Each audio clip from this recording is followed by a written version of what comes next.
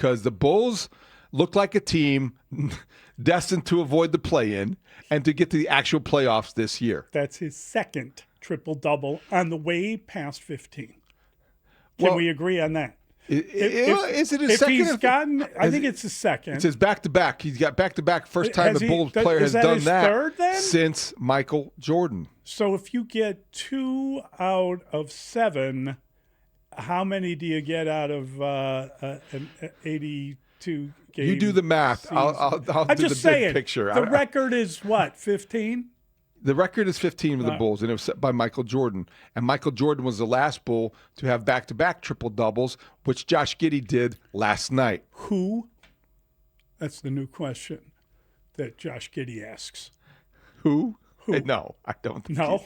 I think he's going to show Michael Jordan. I think he's going to show the guy with the statue in the goat. atrium a little more respect. All right. Yes. Okay. No, I think that everyone has a right to be giddy about the Bulls. Let's say that.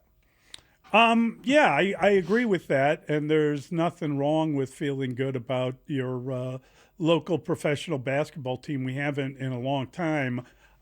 We felt very entertained at the end of last year. The carryover now is a carryover of the style of play as much as anything else. You know, Billy Donovan changed the way that his team is playing, and they are able to sort of use that to march down the field, to keep the pace really high, march down the court, to be pushing the ball, and they're attacking in numbers, and the depth of this group has improved since they traded Zach LaVine, and I think that's the carryover.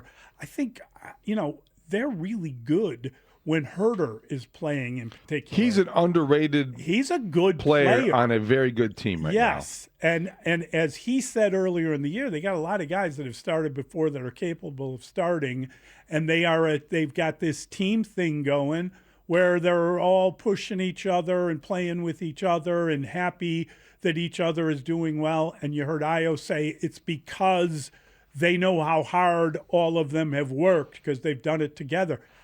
Whatever the secret sauce is, whatever happened, it's so much fun. Whether to see. That was a great game. It's hard to talk about what changed for this Bulls team in the second half of that last season and what continued this year as a strength of this group without sounding like the implication of like, well, once Zach left, things started to come together. They did on the court. Yeah. I think he was a very popular player. We saw that last week, the culture that he was part of, and I think that Billy Donovan had a ton of respect for Zach LaVine.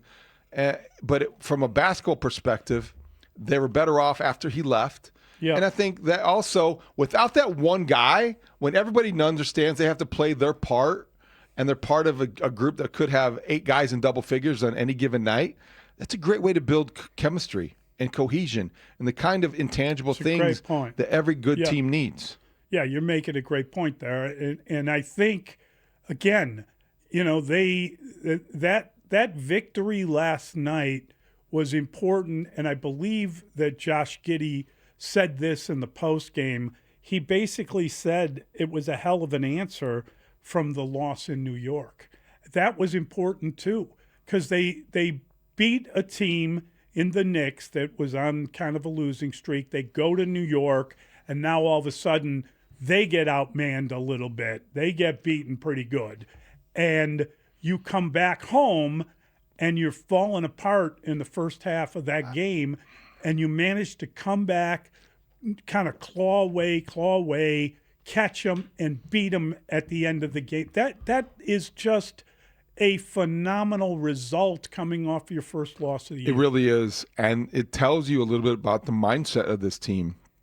They were playing against a group that, in the 76ers, very talented. One of the most talented teams in the East, and also one of the teams off to as good of a start as the Bulls. So last night was impressive for a lot of different reasons. The quality of the opponent, what you just described in terms of the bounce back, but also the resilience it required they were down 24. Oh, I know, man. And when it's 24 points down, you're like, oh boy. That's the NBA. I'm glad I left. That is the NBA, though.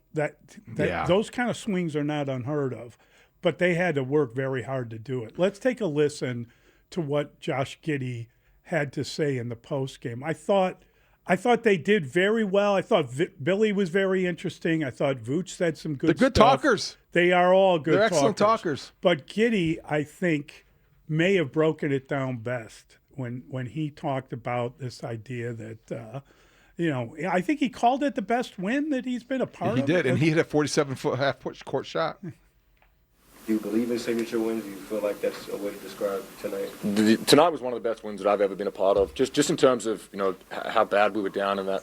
Early in the third, we're down 20, 25 points, and to gut that one out and dig ourselves out of the hole that we did was unbelievable. And as I said, it was 10, 11 guys tonight that contributed, and I thought both units, first and second, did an unbelievable job. Probably in the last 18 minutes of the game to really bring it back. So we rebounded, we were physical, we did the things we needed to do, and to be the team that we want to be, that has to be a 48-minute thing. We can't wait till we're down 20 to start doing those things. So as I said. Incredible fight back, and that's a very good win in front of a big crowd and against a team that's been as hot as anyone in the league. They were 5-1 coming into tonight, and feeling good, getting guys back healthy. So yeah, great win.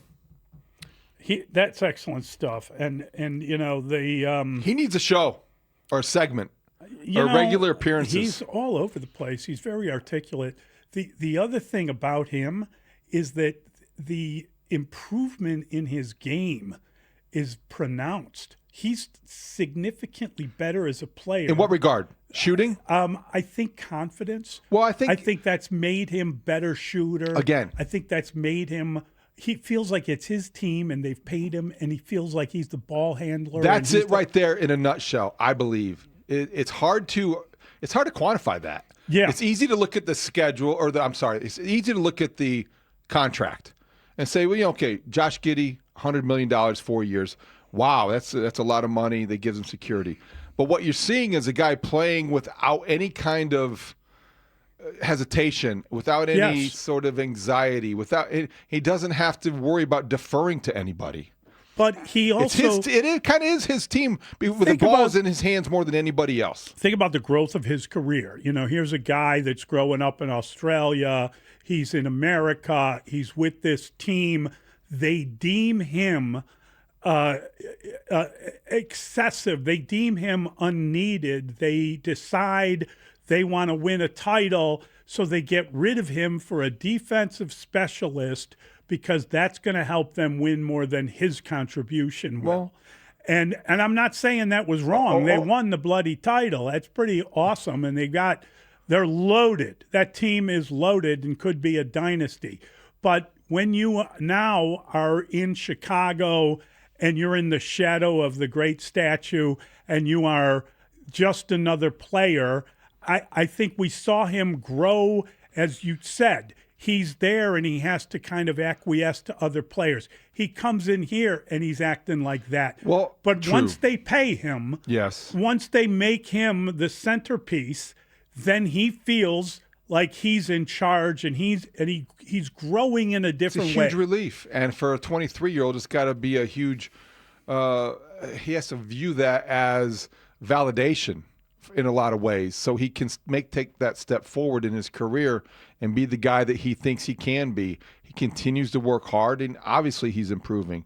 The trade with Oklahoma City is one of those deals in professional sports that truly does benefit both teams and will be remembered, I think, for doing that. Alex Caruso helped the Thunder win a title. They can always say that they won that trade because of that, and they look like they're well on their way to winning another one. Josh Giddey came to the Bulls and is a different player than he was in Oklahoma City because of everything you just articulated. He's in charge here. It's if it's not his team, it's Kobe White's team, but he's certainly in, he's in the on the board of directors. He's the guy that is running the show, and you see that happening in front of us, and he's improving into a guy that you can easily envision being an all-star.